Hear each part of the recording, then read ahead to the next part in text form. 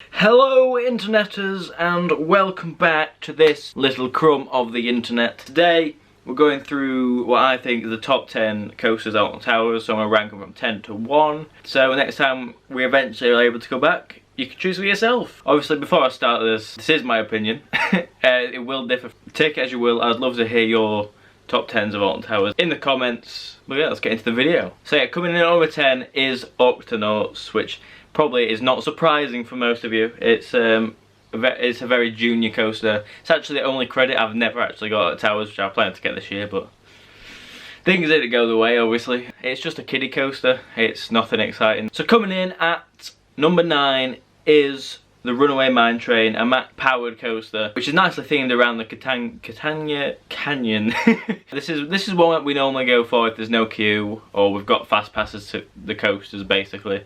It's not one we could queue up for, but it is good fun, and it's got the slogan that we'll never forget. The choo-choo as we set off. It's probably one of the most iconic parts of Alton Towers, not gonna lie. So this is where my opinions go completely bonkers compared to most people's. Just remember, I'm not saying there's a bad coaster in Alton Towers. There's the kids coasters, the decent coasters, and then the coasters which set Alton Towers apart. That's basically how I've numbered these. So please don't have your brains explode, because at number 8 is 13. I know people are going to disagree with that, but I actually think the actual coaster part is quite tame.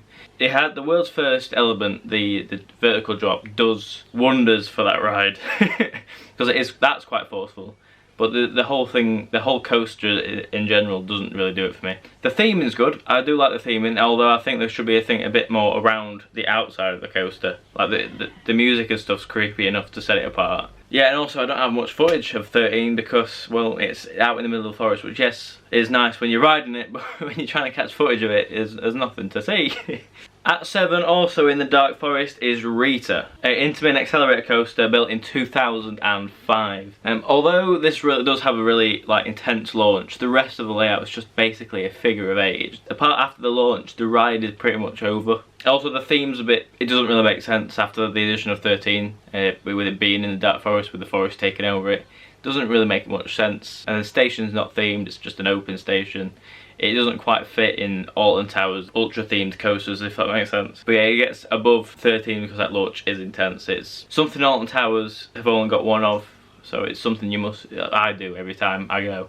At number 6 is Galactica, otherwise known as Air, which was the world's first B&M flying coaster. I do prefer the overall theme of Galactica now, with this whole space travel thing, than Air. Air was just a bit loose. There wasn't really much theming around it at all. I know there's not much now. The station looks better with the blue lights, and the spaceport outside looks really impressive, as well as the sign. The signs are really nice as well. The ride itself is not exactly forceful, but it is a different feeling than pretty much all other coasters that you'll ride at Towers. So for me, it is a must-do at Towers, even though it's not the most forceful. It is so much better on the front row, because you actually can see where you're flying. Basically, the whole purpose of that ride is basically for that front row. And if you don't do a Superman pose around it, I don't know who you are.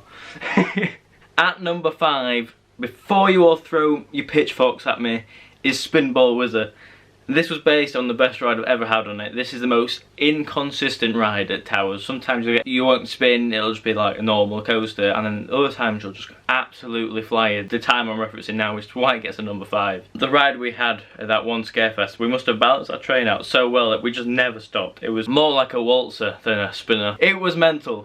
So yeah, that's why it's so high before you all throw your pitchforks at me. Obviously it used to be themed to Sonic, although Spinball Whizzer, nothing really changed apart from the characters leaving the coaster when it changed. So the theming's not exactly great, but it's nice. It's a nice looking area in itself. But yeah, it is just a fun ride. It is that in-between coaster which all families can enjoy. And when you get an intense ride, it is pretty good. I've never laughed so hard around a layout like that before. Just missing out on a top 3 is Oblivion. Yes, this is a great coaster, the world's first dive coaster. Not quite 90 degrees, but we won't get into that.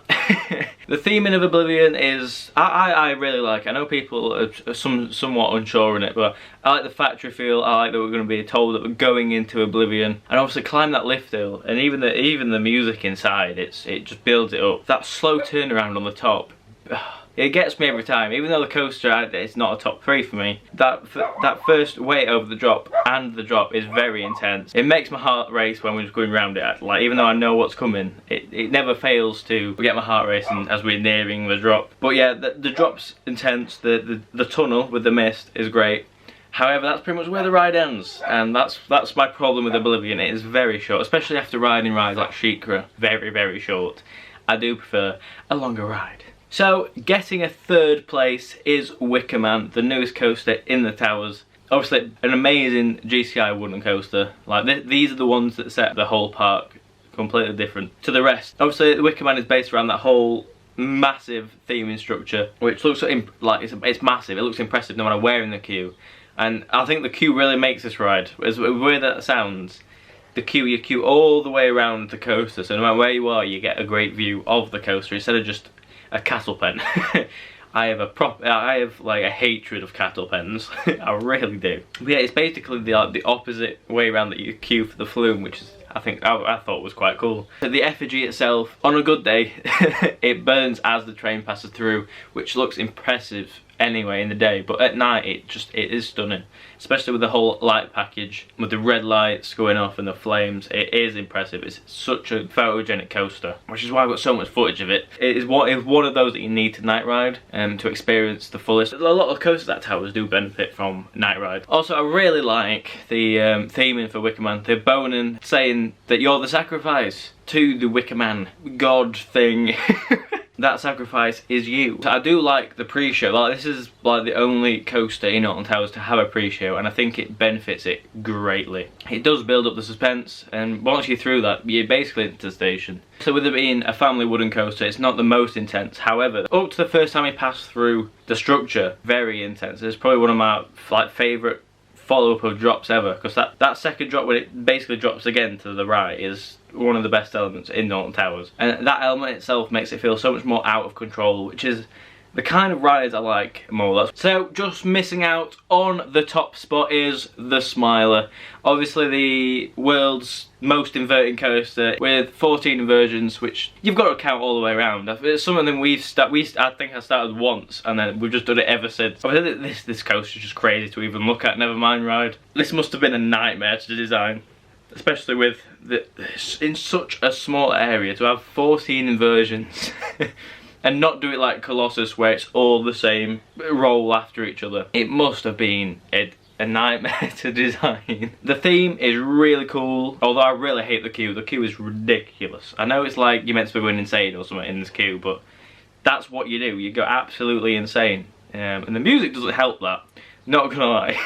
But the theming structure, the Marmalizer in the middle, which does all this thing to make you smile again. I do feel like they could have done more on the inside of the building, like a bit more test facility stuff. I do like how when you exit the station the lights are down, you're like, you are being tested, you are being treated. Like that's a good touch. But what else is to say about this ride? It is ridiculous.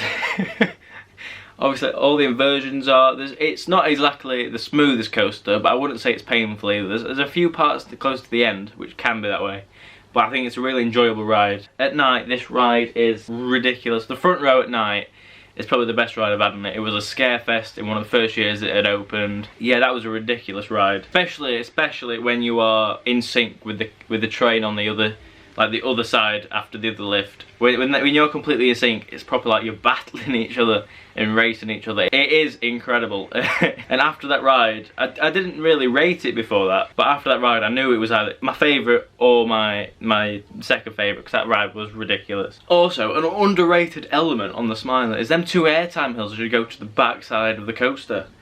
Everyone seems to just talk about the inversions. They've just got airtime. It's massive airtime, like it is ejector. Although it's a bit cold with the mist sometimes. Sometimes they don't need that much mist, especially in October when it's freezing. But yeah, them airtime hills are incredible. It's not really talked about enough. I did belong to the Smiler. Oh yes. So obviously, the winner is Nemesis, without a doubt. I think you all knew that my favourite would be Nemesis. It's just an incredible coaster. It's so intense all the way around, and I'm still standing that it is the greatest like flow of elements to exist on a coaster. I'm gonna say it has the best sequence of elements after that first drop into a corkscrew, whatever it is. It is so unique, and it is just so unique, and the sound that it makes while hurtling around there is incredible. It's you know you're at Nemesis. I don't know how Alton Towers like keep the sound restrictions down for that. They have problems with every coaster they open. Yeah, this coaster also looks great with no matter where you are in the queue. Which also helps, because you're looking down on it. You're either looking down or you're level with the coaster, so it gets some great shots. You can watch it. The queue doesn't seem long because there's no cattle pens pretty much at all. It does help, especially if there's not normally a queue. If there's over half an hour queue for Nemesis, then it is a massive day for Alton Towers. Like, it is busy. It is a proper queue eater. But then it's one of the rides I don't mind queuing for. So the front or back for this coaster is incredible. The front, you get to see what you're doing. The front, I'd say, is absolutely incredible at night, rushing through all the red lights and things. The back row is incredibly intense. It's one of the most intense parts of that ride, is that back row. It's also not a trip to Alton Towers if you don't get on this ride. Even if it's busy, you're going on Nemesis. There's only been one time I haven't gone on Nemesis when I've been, and it just wasn't open all day, which was fine because it was an off-peak day, so it was doing having maintenance and stuff. But every time it's been open, I've been on Nemesis, without a doubt. Like, it is the best coaster in Towers for me. And with that brings us to the end of the video. I would love to hear your opinions in the comments. Like, everyone's completely different. Everyone enjoys different things. So I'm not going to be like, yeah, you're wrong. No, you're not. You're saying what you enjoy most. So that's completely fine. And I'm interested to see what other people enjoy. If you enjoyed, please consider subscribing. It does mean an absolute world to me. As well as go check out the second channel. It is now up and running. But with that, stay safe and stay wild. Yo!